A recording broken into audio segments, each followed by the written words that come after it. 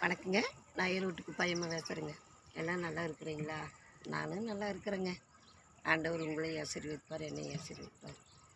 எல்லாருமே உங்களை நம்பி நான் ஒரு சேனல் ஆரம்பிச்சிருக்கிறேங்க. எல்லாருமே ஆதரவு கொடுங்க.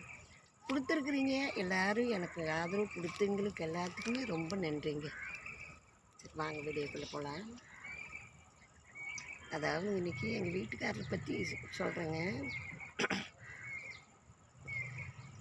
எப்போவுமே ஒரு 5 மணி வாக்கில் நான் கீழே போவேங்க. கீழே போயிட்டுருக்கிறப்போ ஒரு கால் வருது. கால் வந்தது. அது என்னன்னு கேட்குறேன். எங்கள் வீட்டுக்காரர் பேசுகிறாங்க.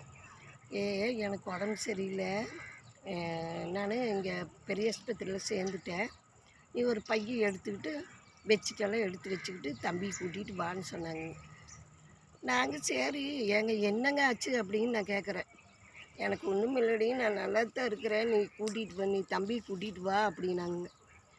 நாங்கள் சரி அப்படின்ட்டு வந்து கட்டப்பையெல்லாம் எடுத்து வச்சு துணியெல்லாம் எடுத்து வச்சுக்கிட்டு நான் என் பையனை கூட்டிகிட்டு போகிறோம்.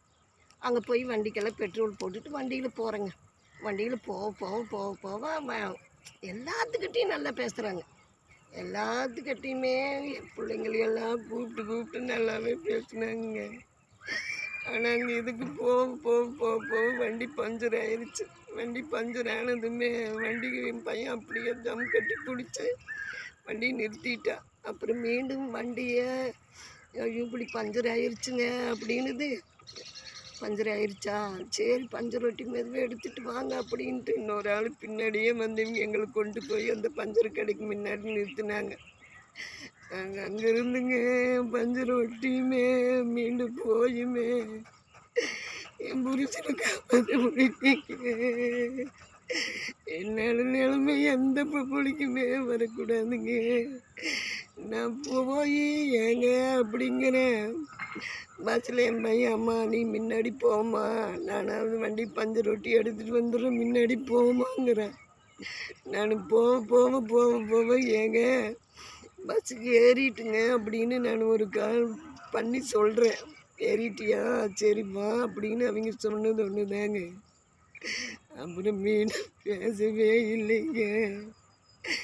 அங்கே போகிறேன் ஆஸ்பத்திரியில், எனக்கு எந்த இடனே தெரியல. நானும் அங்கேயும் இங்கேயும் சுற்றி போய் அவங்கள கண்டுபிடிச்சி போகிறப்போ ஐயோ என்னை பார்த்துட்டே இருக்கிற மாதிரியே இருக்குதுங்க. என் பையன் எனக்கு முன்னாடியே போயிட்டான். நான் போனது ஏங்க நான் வந்துட்டுங்க அப்படின்னு நான் சொல்கிறேன். என் பையன் ஒடியாந்து அம்மா அப்பா போயிட்டாங்க அம்மா அப்படின்னு சொன்னானுங்க. ஐயோ என்னடா அப்படி சொல்கிறேன், அப்பா என்னை பார்த்துக்கிட்டே இருக்கிறாங்கடா அப்படிங்கிறேன். ஐயோ என்னை பார்க்கவே உயிர் போயிருச்சுங்க. எங்க ஒரு நாள் இங்கே விட அவரு என்னைய ஒரு அடி அடிச்சிருக்க மாட்டாருங்க. ஒரு குறை கூட கேட்கலிங்க. ஐயோ நம்ம பொண்டாட்டி வருவான் நம்மளை காப்பாற்றுவான்னு நினைச்சாருங்க. நாங்கள் போகிறதுக்குள்ளேயே உயிர் போயிருச்சுங்க. நான் போய் ஏங்க நான் வந்துட்டேன்னு கத்துறேன். ஏங்க ஐயோ பார்த்துட்டு இருக்கிறதுக்குமே உயிர் போயிடுச்சுங்க. நாங்கள் மயிலாடு தூக்கி போட்டுட்டு வந்துங்க. ஒரு அடிப்பட்டு செத்து இருந்தாலும் கூட ஐயோ துடிக்க போயிருச்சேன்னு கூட நினைக்கலாமே. அப்படியே மழை குறுத்தாட்டும் அவங்க நான் போய் முடி நீவரே முடி அவ்வளோ ஒரு சாப்பிட்டா இருந்ததுங்க.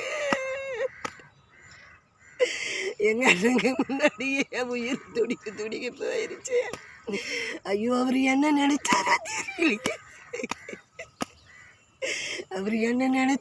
தெரியலீங்க.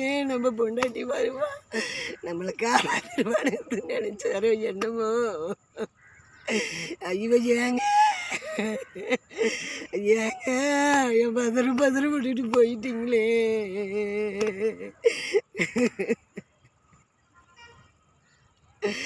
ஏங்க ஒருத்தரையும் கூட ஒரு வார்த்தை சொல்லலையே, நான் இப்படி போகிறேன்னு, எனக்கு இது வலிக்குது அது வலிக்குதுன்னு கூட சொல்லலைங்க, ஒன்றுமே சொல்லலைங்க.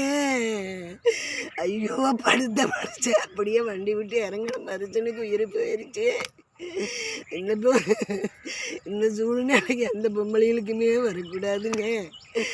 என்னோட